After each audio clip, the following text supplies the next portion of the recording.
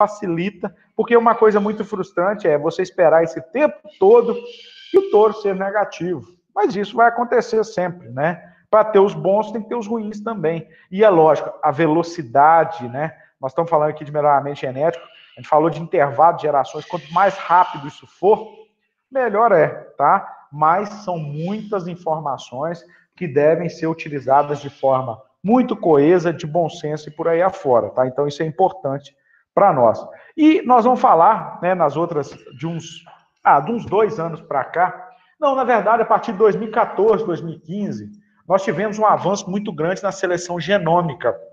Como eu já falei, é uma seleção simultânea de vários marcadores. O Anderson perguntou aqui, porque muitas vezes o pessoal da molecular, eles trabalham de forma isolada, num gene ou numa região. A ideia da genômica é o quê? É pegar as várias regiões do genoma ao mesmo tempo. Então, você faz uma avaliação do genoma como um todo e você vai o quê? Ela vai verificar quais são, se o genoma do animal tem a maioria das informações que eu desejo, falando de uma forma simplista, tá? O genoma do animal, gente, é como se fosse uma estrada, né? E as marcas que nós temos é como se fossem placas que vão identificando locais. E esses locais, eles são importantes para nós. Então, a seleção genômica, ela é importante principalmente, gente, em características de baixa herdabilidade.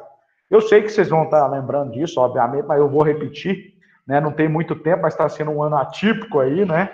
O que é herdabilidade? É a fração herdável da característica. E nós sabemos que existem características que têm muita influência do ambiente. Então, características que têm muita influência do ambiente, ou seja, aquelas de baixa herdabilidade, a seleção genômica ela é importante para nós.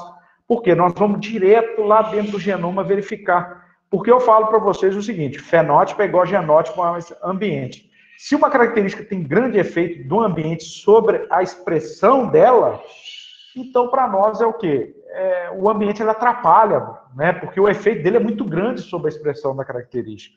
Então isso aí também é importante em relação à seleção genômica. E isso aqui que é o programa de melhoramento, gente.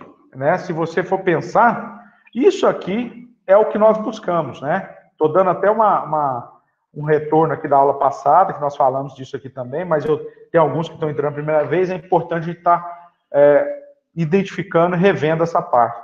A ideia é o quê? O teste de progênie, identificar touros geneticamente superiores, promovendo o melhoramento genético da raça.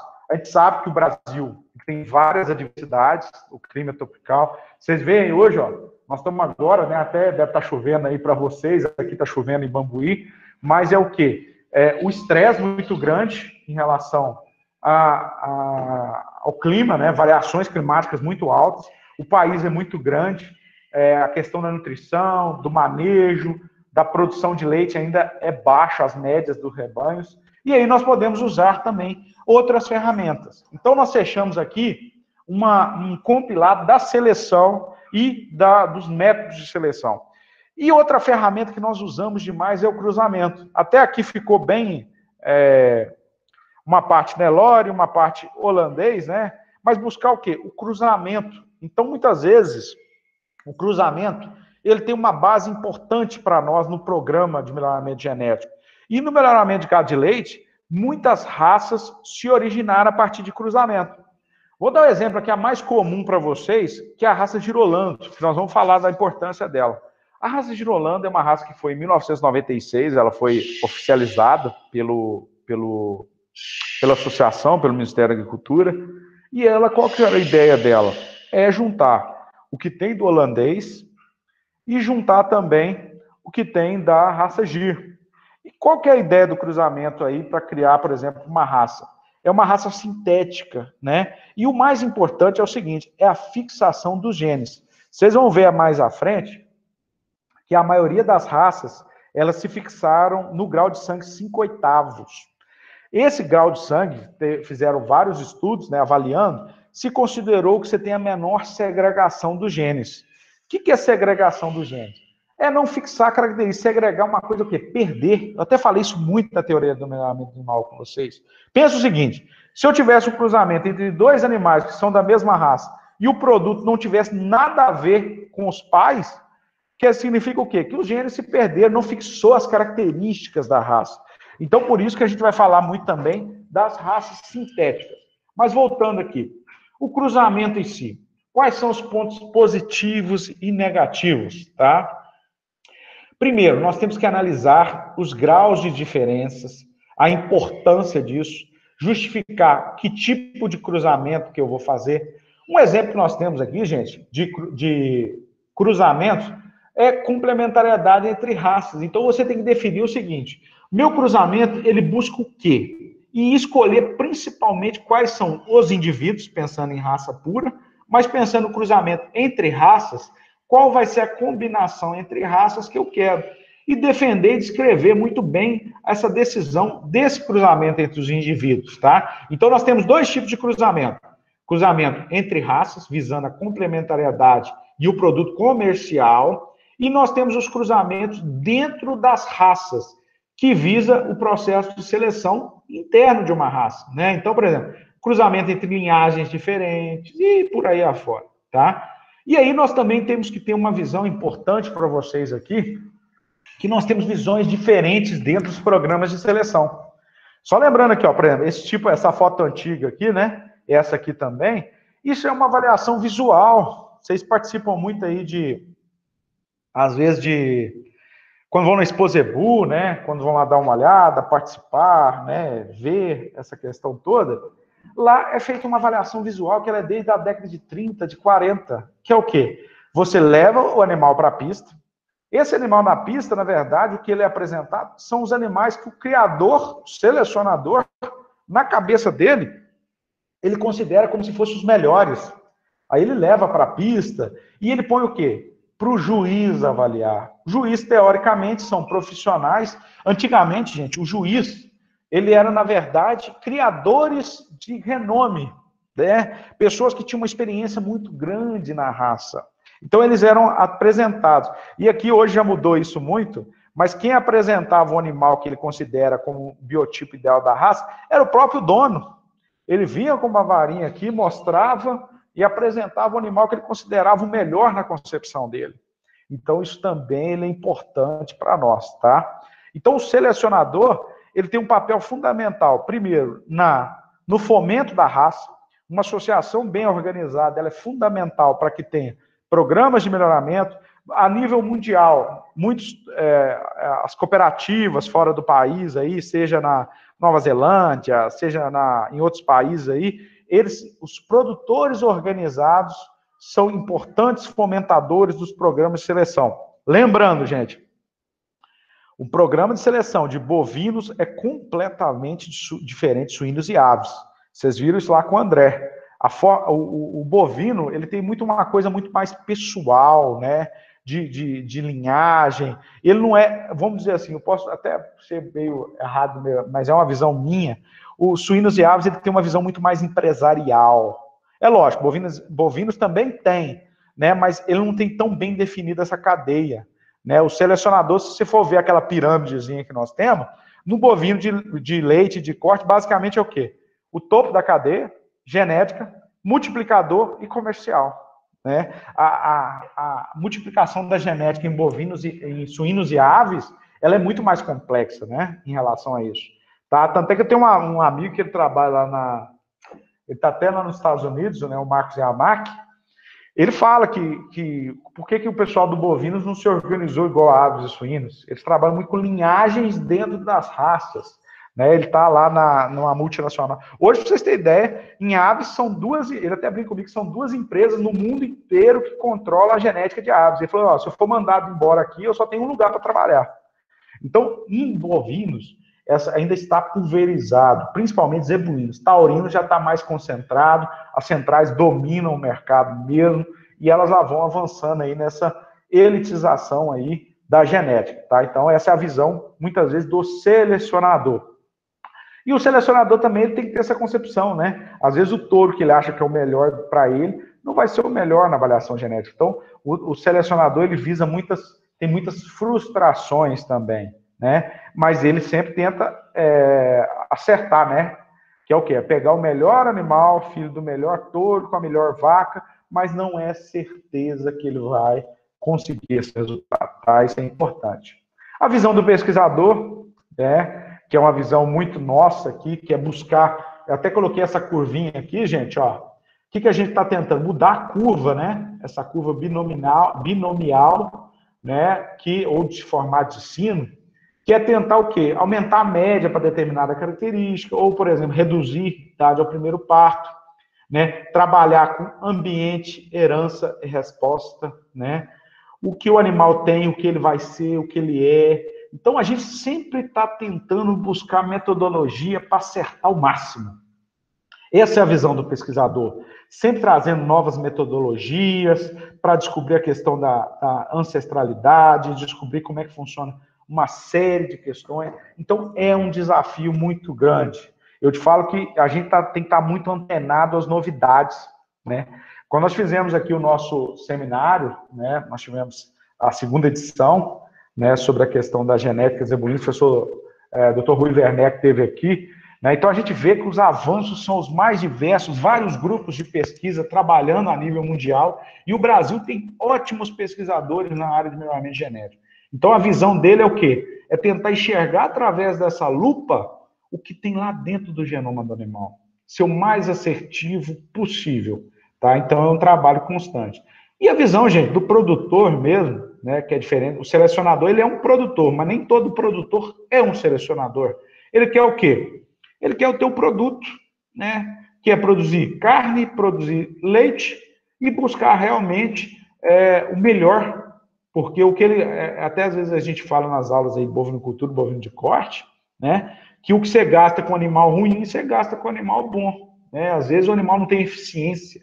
E a gente está buscando um animal cada vez mais eficiente e, vamos dizer assim, nos mais diversos cantos do nosso país, que é um país muito grande, muito diversificado, que tem uma série de possibilidades. Então, isso também ele é importante para nós, tá? Esse é o principal ponto. E quando a gente pensa em questão de futuro, né, até para vocês extrapolarem essa visão, nós temos a tecnologia, a edição de genes, aí nós temos também o melhoramento genético, ele vai entrar numa discussão sobre a questão ética, né? Até que ponto modificar o animal, transformar o genoma do animal, o que isso pode trazer de consequências para nós. Hoje a gente vê muito questão da carne sintética, coloquei aqui, mas o leite também vai chegar a um ponto, também vai ter essa discussão, né, sobre a questão de em vez de fazer em laboratório, né, esses produtos. Hoje, a seleção dos embriões já é uma realidade. Então, por exemplo, você pega um embrião, tira um material genético, fala, esse embrião descarta, vai lá jogar fora, é até pejorativo, mas descarta é o termo que é usado mesmo, esses dois. Ou esse embrião aqui, pela genoma, porque pela genoma você consegue 53% de acurácia nesse início. Ah, não, esse embrião aqui está ok, ele pode ser implantado, continua. Então, a seleção dos embriões, gente, já é uma realidade. Né, para quem trabalha com isso, ver. E lembrando, gente, melhoramento genético e reprodução, eles muitas vezes trabalham em conjunto. Trabalham de forma positiva e às vezes negativa. Por quê? Ah, eu tenho um animal aqui que eu posso multiplicar, um animal que tem uma qualidade muito boa, ótimo, vou ter mais possibilidade de multiplicar esses genes positivos. Mas muitas vezes o criador, o selecionador, ele é muitas vezes meio torcedor. Tipo assim, eu tenho uma matriz, mas para mim ela é melhor, independente de resultado disso ou daquilo. Então isso também é um ponto que deve ser levado em consideração, tá? Mas muitas vezes com esse posicionamento desse criador, ele vai estar multiplicando um animal que não é positivo, né? Que não tem uma genética boa.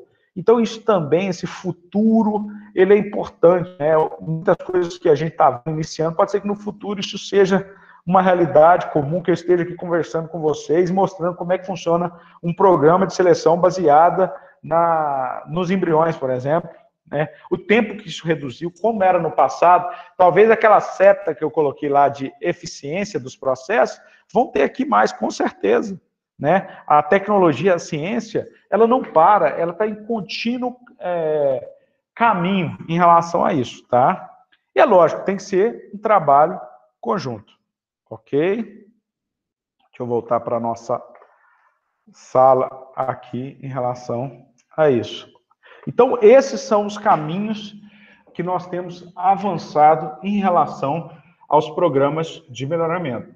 Aproveitando, gente, eu vou abrir aqui a questão do livro, tá? Só um minuto, gente.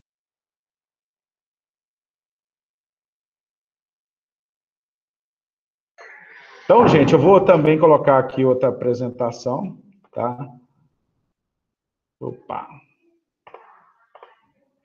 Que é a questão do capítulo do livro, ok? Então, na próxima aula nossa, gente, eu quero ver, aqui tá, que vocês todos possam ter lido esse capítulo do livro, que nós vamos fazer na próxima aula uma discussão sobre características lineares em bovinos de leite, tá? E também a questão das raças. Então, para a próxima aula, eu quero que vocês deem uma lida boa nessas características aqui, ó. Tem aqui bem descrito, ó, a nomenclatura, tá certo? Ó, até vou dar um zoom aqui, ó. Vocês estão vendo aí a imagem, né, ou não? Anderson, dá um ok aí para mim.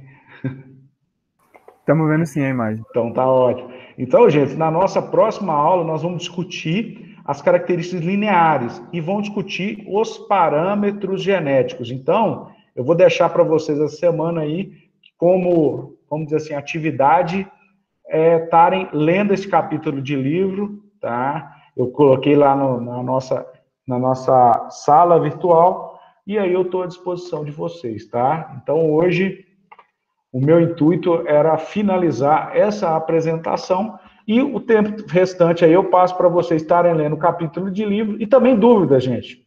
Vocês acham que semana passada eu perguntei isso, eu estou sendo até bem taxativo.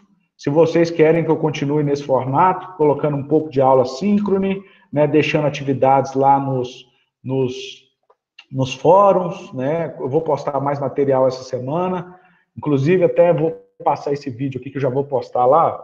Eu vou pôr no chat aqui, que é um vídeo do colega Toral, né, professor lá do FMG, que ele tem um material muito bom sobre melhoramento. Está até aqui o vídeo no YouTube, mas eu vou postar lá, já tinha separado aqui. Então, eu queria ouvir vocês, se está tudo ok, se está ruim, se está bom. E eu vou tentar, no máximo, ficar aqui em torno de 50 minutos a uma hora também, para não delongar muito, até por orientações em relação às atividades síncronas. Então, a minha ideia é, no máximo, 50 minutos, uma hora síncrona por semana, e a outra hora vocês fazem as atividades. Eu vou estar tentando colocar mais coisa lá no nosso ambiente virtual. Certinho, pessoal? Sim, Danilo, a aula passada foi gravada, eu só não mandei para ninguém porque eu fiquei esperando alguém me pedir, tá certo? Então eu vou baixar ela, ok? Como ninguém me pediu, mas eu gravei igual essa aqui também, tá? Então ela tá gravada, só que agora eu tenho que ver o seguinte, eu vou ter que postar ela no YouTube, né? Porque pelo tamanho eu não vou conseguir enviar, e no AVA também tem as suas limitações. Mas eu vou ver se eu consigo colocar no canal do YouTube lá que eu tenho, associado ao meu e-mail, e vocês podem estar acessando, mas é bom participar das reuniões também, aqui tirar dúvidas por aí afora, né? Eu acho que cria uma rotina para vocês também, né?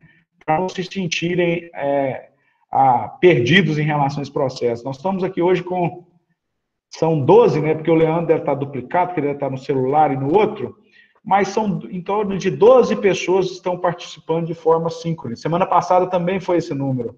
Na turma, eu acho que nós somos em torno aí de 20, se não me falha a memória, 20 ou 25, algum número assim. Então, assim, a participação não é grande, mas é bom que eu já deixo gravado o material. Entendeu? Então, a forma de gravar, vocês já fazem. E se vocês tiverem alguma dúvida aqui também, eu estou à disposição, gente. Alguma dúvida?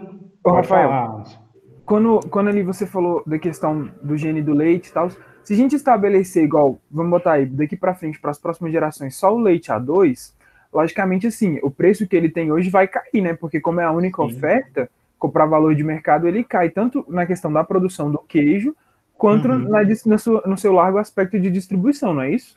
Com certeza. Anderson, eu vou te falar a verdade, tem pessoas que, tudo bem, a gente trabalha com isso, o meu foco nesse trabalho com A2 do gene, eu tenho focado mais nas consequências do gene. Tipo assim, nós aprovamos agora com a Kelly, né, colega de você, não sei se deve ser Caloura ou à frente, não sei, né, a Kelly, para avaliar a questão do queijo canastra com genótipo A2A2, certo? Pensa comigo, olha que coisa simples. Como é que eu faço para a minha propriedade ficar certificada em genes A2?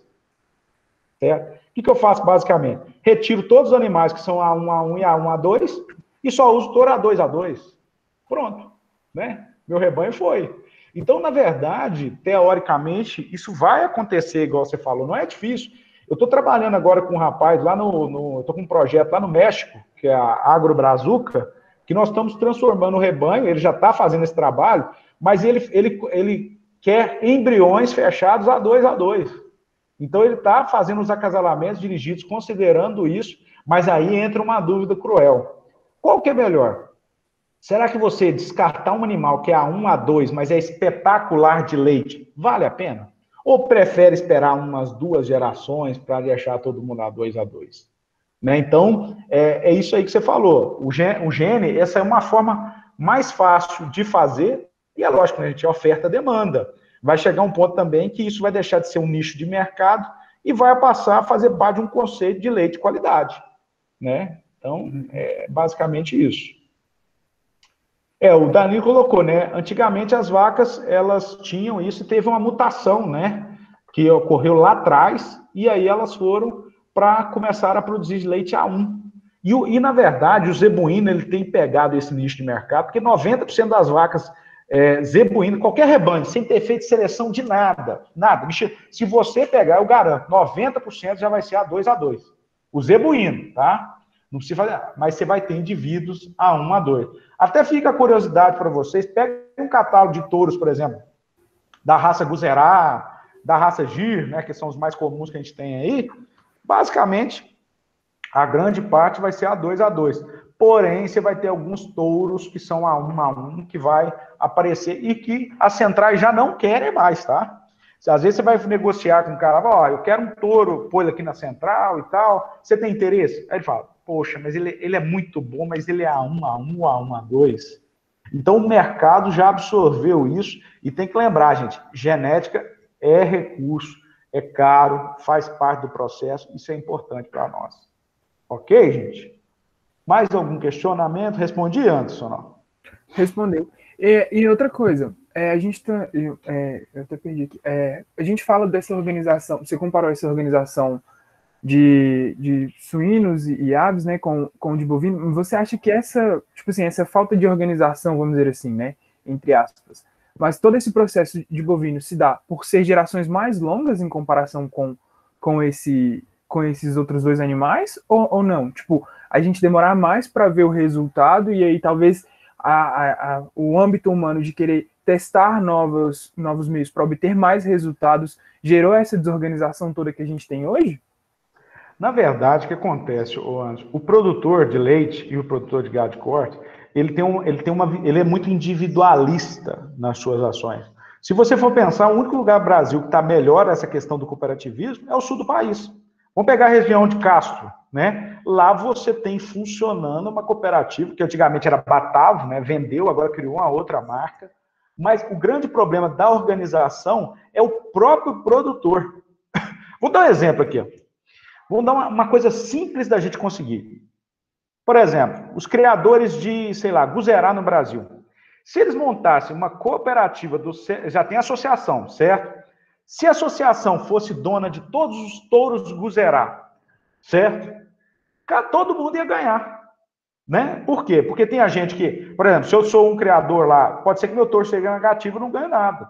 Mas o que acontece? Ainda você tem uma visão muito individualista do processo de seleção. E um cara hoje que é selecionador, ele quer ser o proprietário do touro. Né? Então, eu acho que a questão da diferença é, primeiro, a organização da cadeia. Você consegue imaginar, já tentaram fazer isso.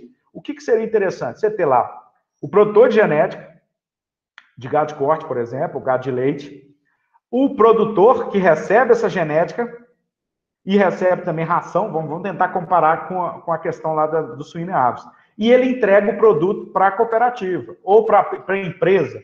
Infelizmente, os modelos que eu vi nesse momento não funcionaram por questões de organização e do próprio produtor, né, o selecionador, e a empresa também. Então, infelizmente, ainda é muito individualista esse processo, Anderson. Eu acho que é uma questão muito mais de organização da cadeia produtiva e os atores principais ainda não se encontraram. Vamos dar um exemplo. A Associação de Produtores de Leite, a Abraleite, foi criada tem uns 4 anos só. Nós não tínhamos nenhum órgão que defendesse, por exemplo, a produção de leite no país.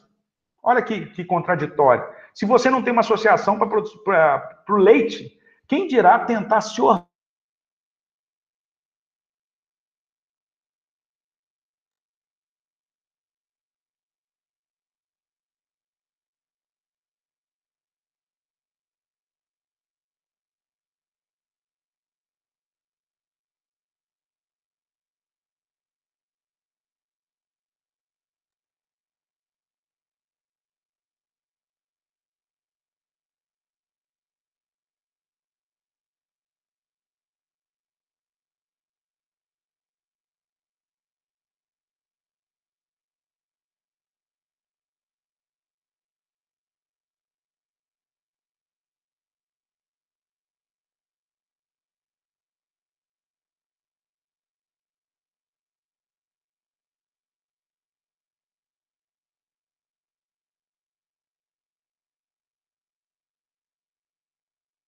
Voltei, pessoal. Qual parte que eu fiquei falando sozinho aí?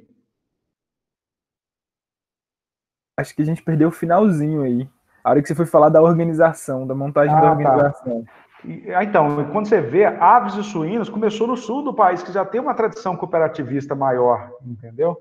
Então, esse é que é o ponto principal, é a questão da organização dos atores. Então, nós temos muita coisa para avançar ainda. Tá bom, gente? Mais alguma questão? O Danilo pediu, eu lembro aqui, que eu vou trazer o catálogo de touros, viu, gente? Para a gente estar conversando e vendo realmente as avaliações, discutindo em cima. A gente vai falar muito de catálogo de touros, que é uma coisa que eu particularmente gosto muito. Mais alguma questão, gente? Então, até semana que vem, no mesmo horário. Desejo uma ótima semana para vocês. Tá certo, gente? Grande abraço. Falou, turma. Um abraço. Abraço.